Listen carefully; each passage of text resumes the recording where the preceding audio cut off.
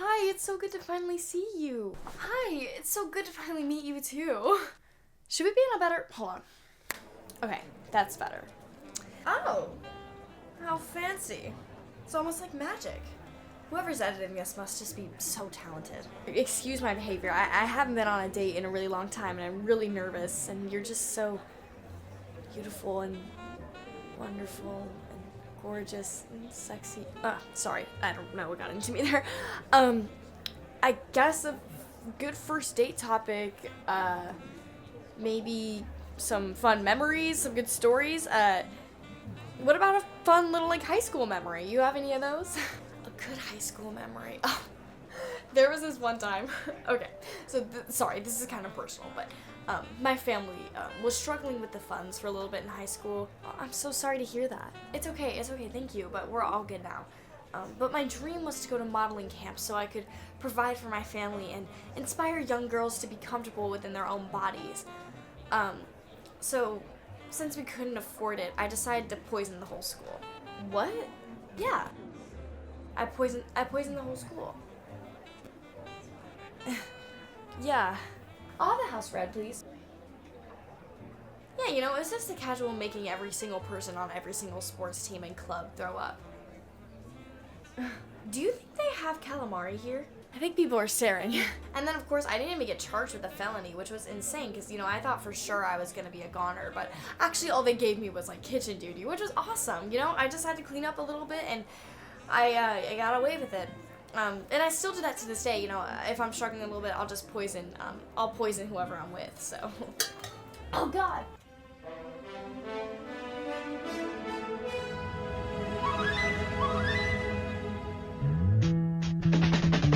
A while back, I was looking through TikTok, as we do, and I saw a slideshow, one of the slideshow posts, with a ton of, childhood movies, and I really wish I had saved it because there were so many in there that I completely forgot existed, but there was one in particular that really unlocked something deep within me.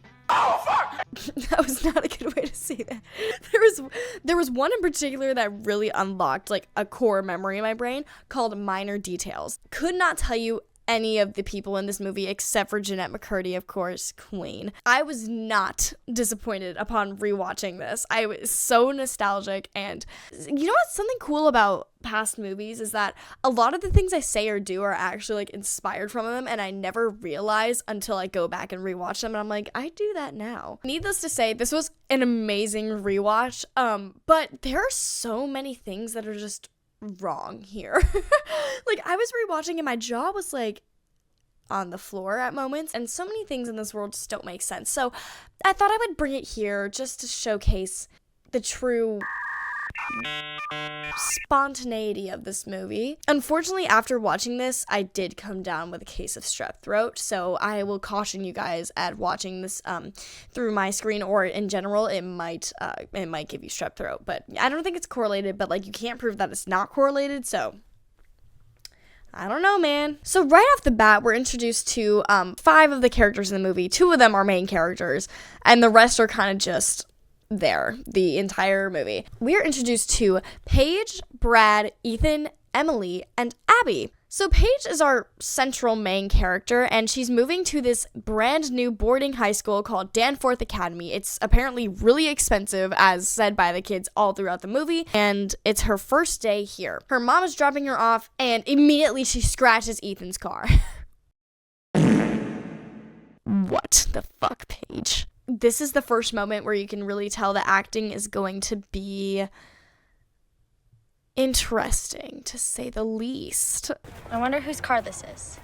I am really sorry. But it's really not. It just makes the movie what it is, it adds to the whole, it's so nostalgic. But the thing that is odd, the kids in this school are just not normal. Abby immediately just has this vendetta against Paige because she scratches Ethan's car, and then Ethan goes up to her and is like, that's no big deal. And Abby's upset at Paige for that, but not Ethan. Ethan's the one that talked to her, but she's not upset with Ethan. She's upset with Paige, who she's never met in her life. She's kind of frumpy, don't you think? No, I think she's kind of cute. And this is a vendetta that's very prevalent throughout the entire movie, which I think it's just crazy.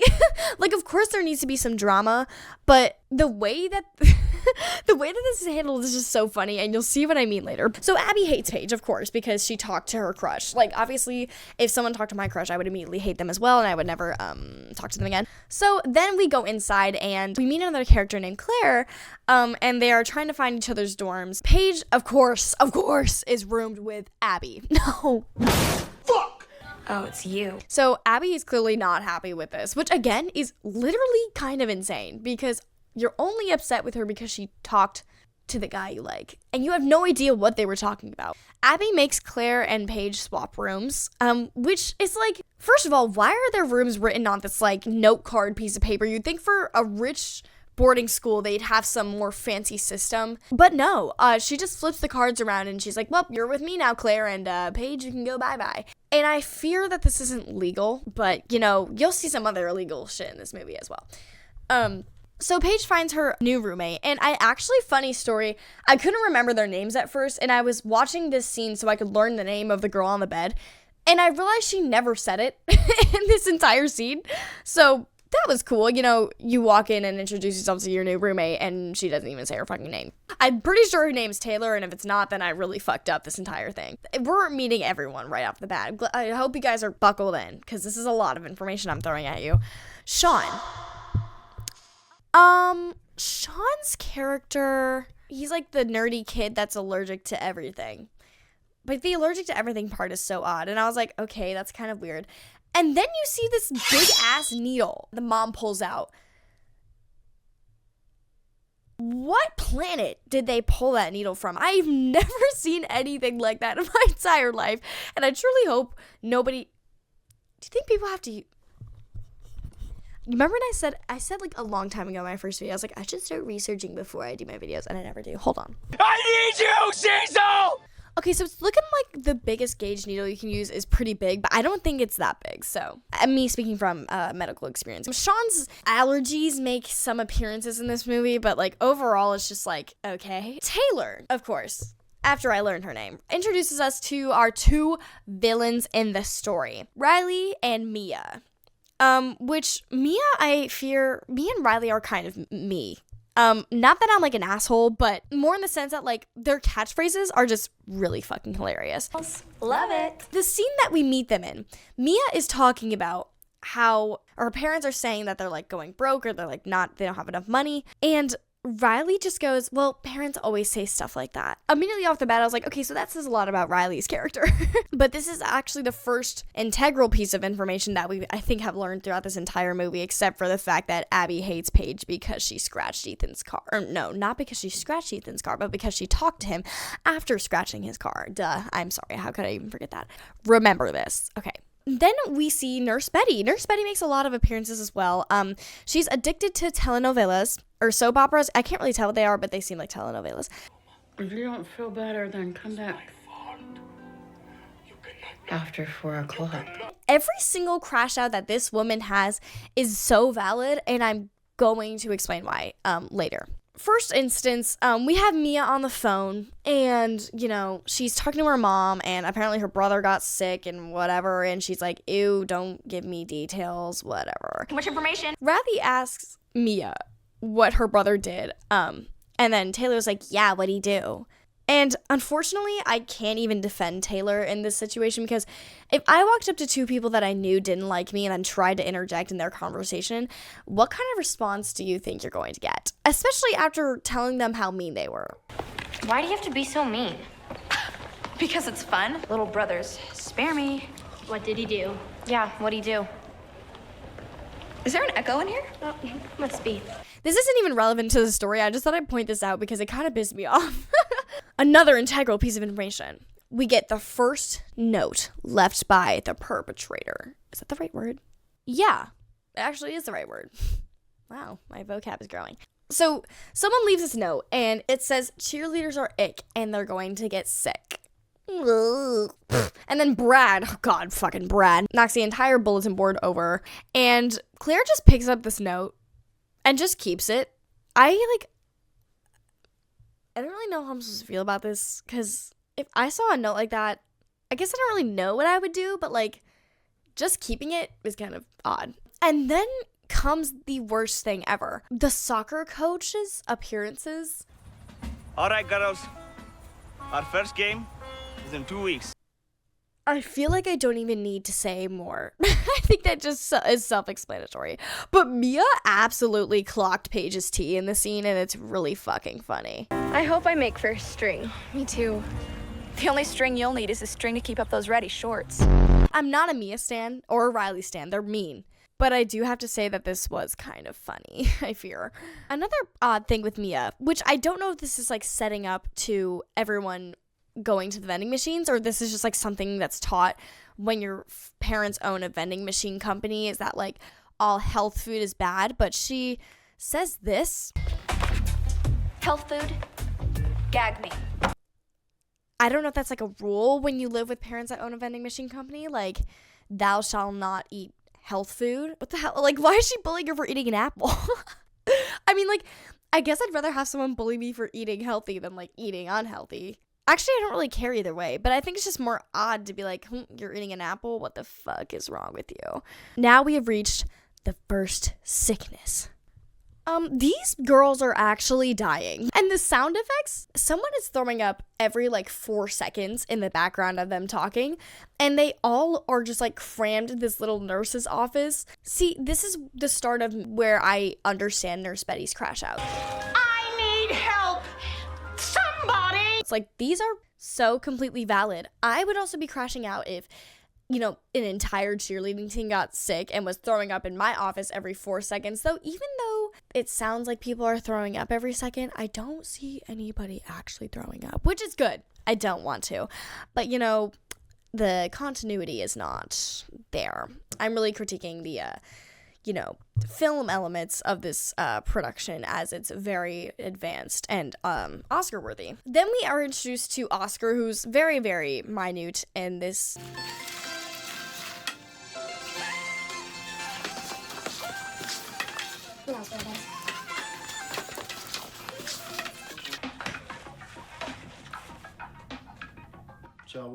Do I need to say more? Also, somehow only the cheerleaders got sick, which is odd in itself, but don't worry. We're gonna figure it out together. Then after this scene, we see the cheerleaders. They're back and they're ready to go. And they're mean to her again because she has asthma. Like, every time they're like, oh God, look at her. She's just taking a puff of her inhaler. Why? What's wrong with Coach Hallows?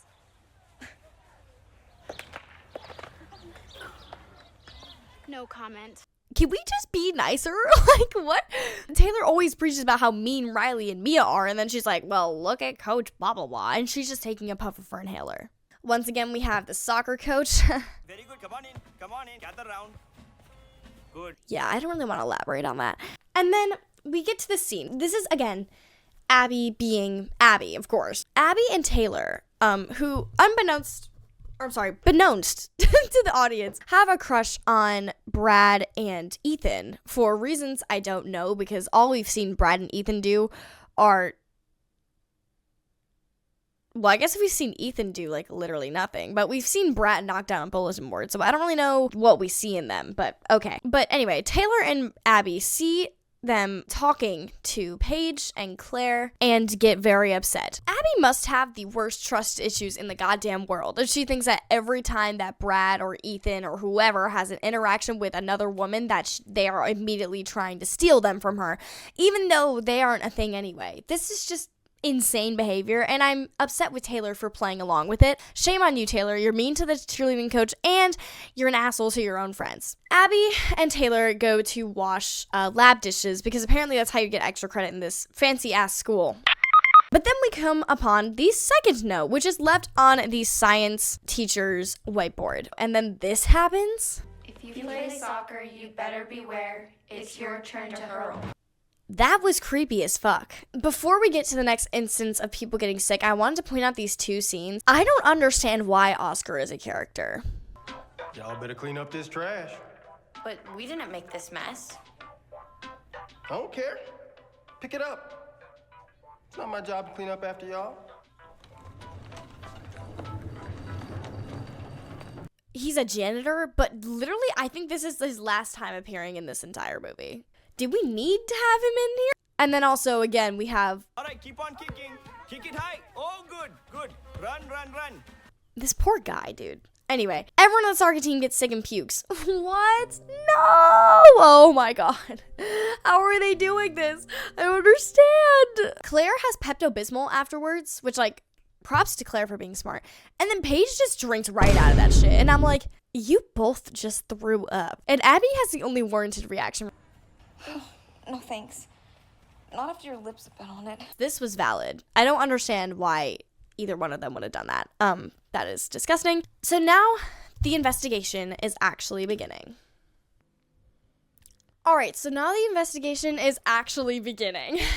And you might be like, what investigation? Well, the reason this is called minor details is these girls have a plan to solve who is poisoning the students, which I don't know if I'm like for this or I'm against this, because I would just like bring the notes to the principal and be like, yo, do something, maybe get authorities involved. But, you know, props to them for, you know, taking this on their own. Anyway, they had their first like little meeting, you know, to really sort out this investigation. And Abby, once again, with this fucking vendetta against Paige. Everybody gets sick. Tell us something we don't know. For what goddamn reason? For talking to Ethan twice. Maybe 3 times. I've only seen them interact 3 times throughout the whole movie. Abby needs to like go to therapy or something. I don't know what's up. I don't know what's up with her. What they do is they sit down and they create some motives. Sean's on there for revenge, I guess, because he's always sick and he might want other people to get sick.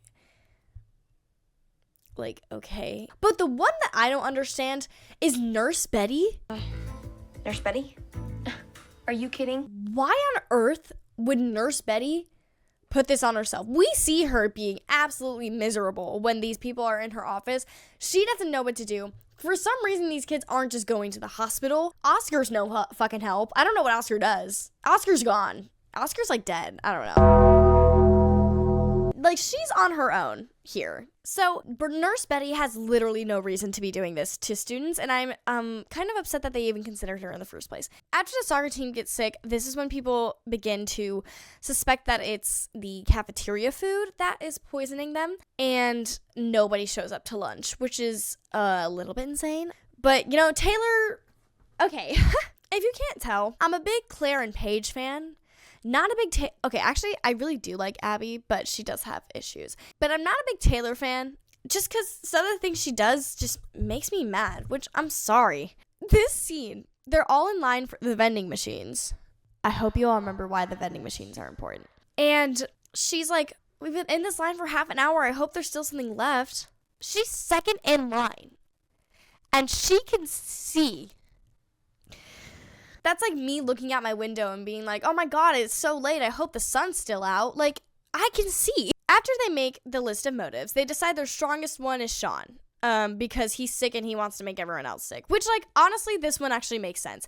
But their solution to this, instead of just, like, asking him about it, is to go in his room. Which is so fucked up and weird. Unless you, like, have a genuine reason to suspect that something is, like, they didn't even ask him anything. They planned this whole scheme where Claire was gonna read a book with him, and then the rest of them were gonna go in his room and like find evidence. And I'm like, why are you going in his room? Like, just ask him some questions. Like, Sean's a nice kid from what I've seen. Like, Jesus, they're so messed up. It makes me upset for Sean. I don't know where they got this authority. It's just so weird. And then they're late for class after looking in Sean's room. So they were also doing this during class. And Sean didn't even have a class. So, whatever. But then I saw something that was truly disturbing.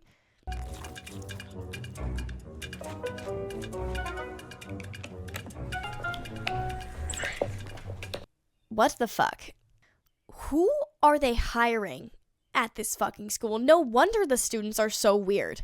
After the girls decide they can't really eat any of the cafeteria food because it's poisoned, they all decide to go to a Mexican restaurant, but they see that they're being followed by 3 boys. Now, I wonder who these 3 boys could be. maybe the only 3 boys we've been introduced to in the movie, but I don't know. And surprise, it is them. And their reason for following them is because the girls raided Sean's room. And honestly, I'm kind of team the boys right now because I would also be curious as fuck. You raided my room. Why? And maybe following them isn't the best way to, get that kind of information. But, like, Sean has a genuine motive for wanting to find out why they were snooping in his room. I would be curious, too. But also, if I found 3 girls in my room and I was a boy in high school, I'd be like, hey, ladies, one at a time. After this, we find our 3rd note. Something I realized when I was writing out this timeline, like, I was writing in timestamps so I can, get the clips. And I was like, these are all so close together. Like, within minutes, so much is just happening, which I think is why I like these movies so much, because I have the worst patience in the world. And movies that are just, like, fast-paced and keep my attention are the ones that I'm going to remember and love. So they find the 3rd note in the hallway. It's Riley, Mia, the boys, and then all the girls come up as well. Mia is, like, accusing Brad of this.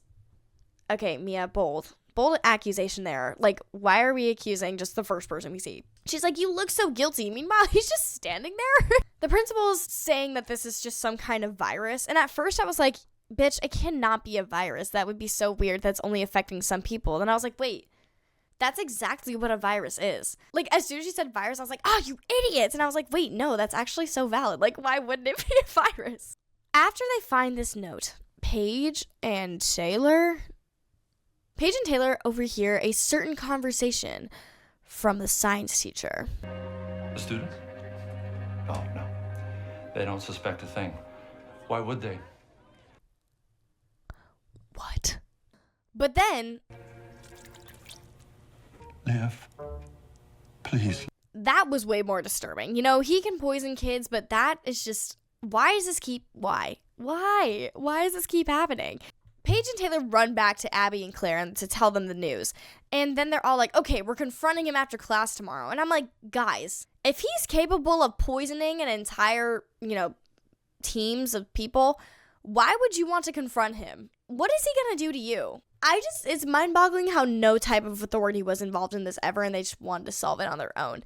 Like, yes, but also what? Like, I feel like this would never, ever work. And then something also I wanted to mention, is that the day that they're going to confront them, Claire is in charge of picking up homework assignments, and Mia got a D on this assignment. That assignment is tiny as hell.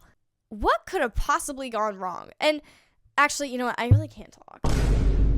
Never mind. I don't even say anything. It's just funny. The amount that was it looked like 3 problems with one equation as an answer. I don't know. Whatever, man. But then it's revealed that the science teacher was just talking about a science fair and not a plan to poison all the students. Fuck!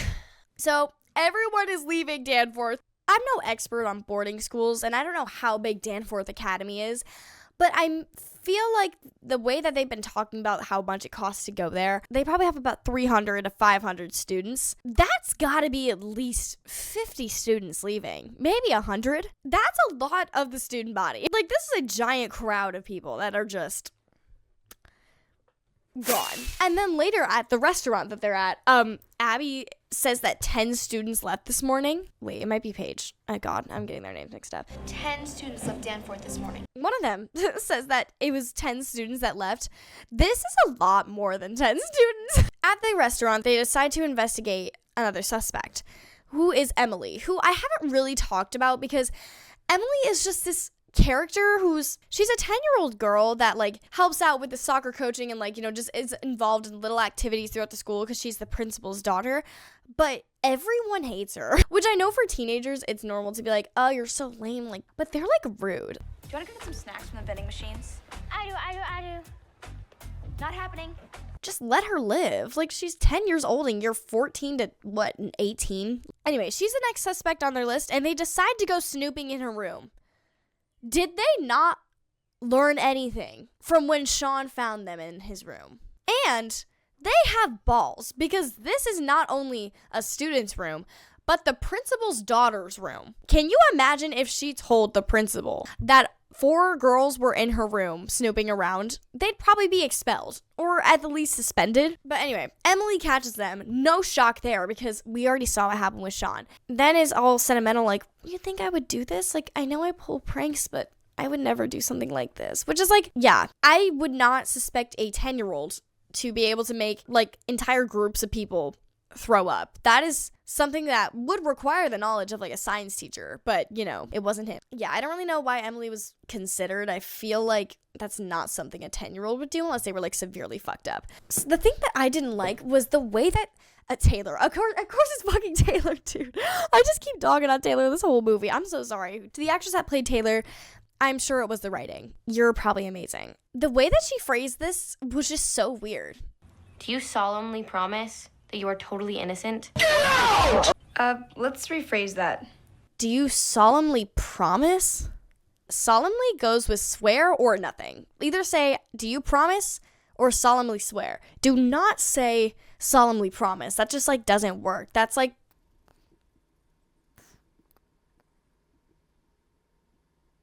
oil and water. That just does not blend together.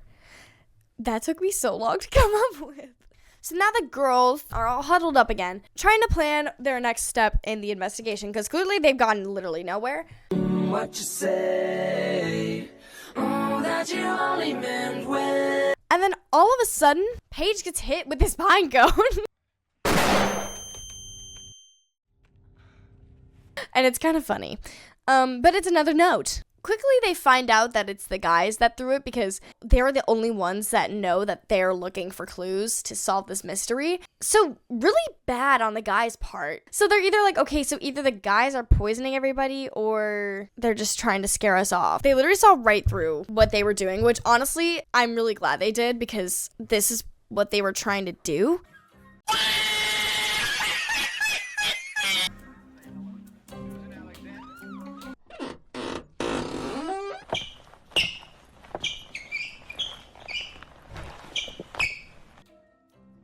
Huh? Fuck! Have you ever tried this one? I don't really know what they thought they were going to achieve by just like crawling through the nurse's office, but also Nurse Betty again. Poor woman. And then of course we get another lovely scene.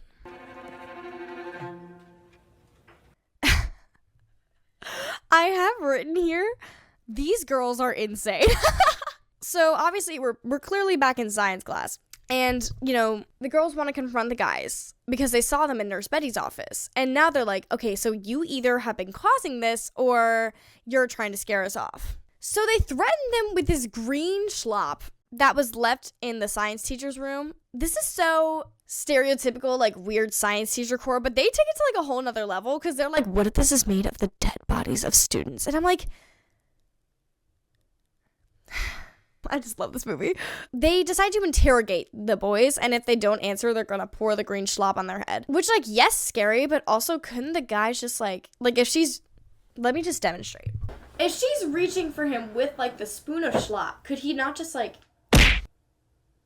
and I'm all for girl power, but, like, I don't know. I mean, I hope the girls would get their ass, but, like, you know, I just don't see it going well. Also, why did the teacher leave the room immediately after class was done? I feel like if you're in high school, you probably have another class coming, correct? And then Sean absolutely fucking fumbles. Oh, God. It actually, like, was so cringe to watch them just, like, dog on Sean, which, like, honestly, this is a deserved dog on Sean moment because he literally fucking fumbled the bag. They were about to let them go, and then he was like, that's not all. What kind of friend are you?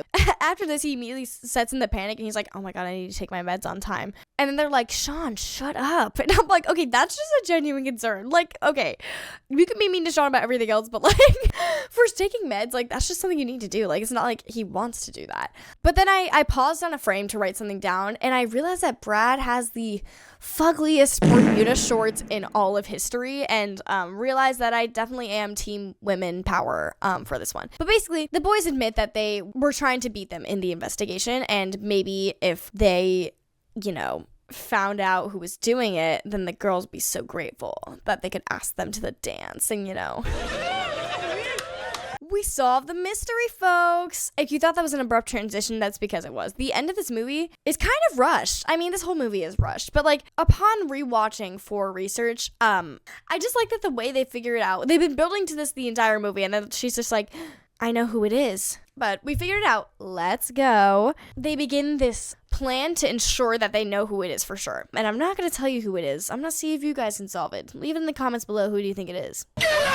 Actually, Low-key, I know nobody actually does that, but I think if you guys did do that and then replied to your comment after to see if you were wrong or not, it would be kind of funny. So their plan is to go into this person's room again. I don't know why they keep doing this, dude. You'd think that after 2 incidents, they probably wouldn't do this again, but of course, here we are. In order to get everyone out of the building, which I guess, okay, this time I will give to them, they did think it through so that they wouldn't be interrupted, made a feeble attempt at saying that there was a fire drill. Attention! Wake up! This is a fire drill. Please go to the closest exit. Please do it now. Why didn't you just say it into the telephone? The telephone? Whoa. Why didn't you just say it into the phone? Taylor's like, why didn't we just pull a fire alarm? I thought she was going to say, why didn't we just speak it into the phone? And I was like, yeah, why didn't you? And then she's like, why didn't we pull the fire alarm? And I was like, or that. And then Paige and Claire are hiding in this closet. And I'm like, why didn't they just stay in their room? Also, where is the authority in this entire place? Like, did the principal or like no night guards, no nothing was like, there's no fire drill on the schedule. Like, whatever. They find these glass bottles under someone's bed. That's fucking insane. What's in the bottles? Just, you will wait and find out. So then we're back to the soccer coach. Very nice. Excellent work. But this one's kind of funny because they're announcing who's on, like, they call it first string, which I assume is just like the varsity team or like the A team or whatever you call it. And he's like, actually, I'm gonna wait until you guys shower. And I'm like, okay, you kind of ate that one up. I've decided to wait until after you're not so stinky to tell you. So go. After the coach dismisses them to go freshen up, the girls, they go to the gym to find the culprit in cold feet. Or, wait, no. In hot feet. No. In flesh and bone? I don't know. So the girls see the culprit, red-handed, poisoning the water. It was the fucking water, guys. Honestly, kind of a fire move because you would never suspect that. I mean, I sure as hell didn't respect it. I didn't respect it for sure. I didn't expect it either though. What the girls do is they dump all the water out with the poison in it, and they instead poison just 1 cup to give the perpetrator. That's the word I used earlier. So now we're back with the soccer coach. I'm announcing the first string, and all of a sudden, Abby decides to volunteer to pass out the water. She hands a certain cup to Mia, and she goes, you need to drink the water. And Mia's very hesitant, and she's like, no, I'm fine. And then she forces her to drink the water, and you'll never guess what happens. Mia gets sick. And then they all just kind of abandon the coach. Mia's like, I don't feel good. And then all the girls are like, let's help her out. And then Riley's like, no, I'm going to help her out because I'm her friend. And I'm like, yeah, low-key, like, I would be fucking weirded out if all these girls wanted to help me. And then they just leave the coach as he's passing out the jerseys for the first... They've been waiting for this the entire year. And he's finally passing out the jerseys. He was explaining how that's, like, his favorite part of the entire year. And now they all just left. And I was like, damn, that's really sad. But they kind of eat this confession up out of Mia. But they start with, like, the weakest piece of evidence. Okay, I'm sorry. They start with the fact that the A's on the notes are the same way that Mia writes the A's in class. And I saw that squiggle. And I'm like, yes, but that is not nearly strong enough to prove someone capable of poisoning an entire school. And then they go to the fact that Mia's dad owns a vending machine company, which they should have started with, in my opinion. And then the way that they find out that Mia knows about the stuff called Ipecac, which is the stuff that makes people throw up, is because the very first scene in which I was explaining that Taylor was being kind of annoying because she was like, what did your brother do? And I was like, girl, bye. Mia talks with Riley after this whole scene happens, and Taylor just hears it. But Taylor is at least a good 10 feet away from this conversation. I have no fucking clue how she was able to hear that. But they definitely should have started with that and then ended with, like, the squiggly A. Like, that would have been, like, the icing on the cake. They'd be like, Mia's dad owns the company, Mia knows about Ipecac, and the notes had the squiggly A. But nonetheless, they did clock the fuck out of her. Busted. Okay. Yeah, safe to say that justice was served. Except justice actually wasn't served at all. All Mia got was kitchen duty. Cleaning the kitchen. For poisoning students. This has gotta be a felony of some kind, surely, right? I wrote look that up low-key and I didn't. Intentionally causing someone to vomit, even without direct physical contact, could be considered assault and battery in many jurisdictions. Poisoning, yeah, you could be charged with a felony, but she's just on kitchen duty. Hello, voiceover Megan here. Not to mention, I don't know how I did not talk about this in my recording, but this is all part of a bigger plan. Like, I'm pretty sure Mia's dad told her to poison everybody so that his business would end up succeeding. Because it was like going into tanks. So not only does Mia need to be charged, but that whole company needs to be investigated on like a whole ethical standpoint. Because that's insane. Okay, thank you for listening. Goodbye. I just don't think that's fair. And also, another thing I'd like to point out is the girls could equally be charged for this type of stuff because they poisoned Mia's cup. Why were they never given any punishment for doing that? I know they solved the mystery, but they still also poisoned her. I keep saying poison. Just know that I mean making her throw up because, like, obviously. Also, give Nurse Betty some compensation, please. That woman went through it in this movie and had so many valid crash outs. But yeah, you know, Mia's a convicted felon, but she's just got kitchen duty. And the girls are just living their life, you know. Ethan and Abby and Brad and the other one, Taylor, are going to the dance. And yeah, Emily pulls a sick-ass prank, which I actually thought was kind of funny. Everyone, there's another note. It's on the library door. Oh my gosh, we have to get out of here. People are so gullible. And everyone lives happily ever after. Some concluding thoughts for everyone. I think this comment really sums up my thoughts. I was obsessed with this movie as a kid. It's the only one with normal looking teenagers. And I was thinking about this and I was like, honestly, yeah, because if you look at like Euphoria and then you look at these actors, this is so much more realistic. I just love looking at myself from when I was 14 and then looking at like Euphoria actors who are supposed to be like sophomores in high school. And I'm like, oh my God, no way did I look like that. I still don't look like that. But I love these nostalgic movies. They're so entertaining because of how bad they are. And like I said, I love a good like fast paced, like you don't have to think too much movie. Like you kind of just get to like sit back and watch it. Like they don't make you ponder too much about your life or like make me have existential crisis. And a lot of things that like I think I felt like super normal about when I was watching that now stuck out to me. Like snooping in all the rooms, not normal. Mia not being a convicted felon, not normal. The science teacher, really not normal. I think the science teacher might have been the thing that bothered me the most, honestly. But I highly recommend watching this movie in its entirety. It's so much fun, and I hope somebody watching this has also seen it, so I don't sound like a complete idiot when I'm talking, but it is just one of a kind, truly. Thank you for joining me on this journey through minor details. I hope you enjoyed the video, and if you did, make sure to subscribe and leave a like for more. And please just don't poison your friends.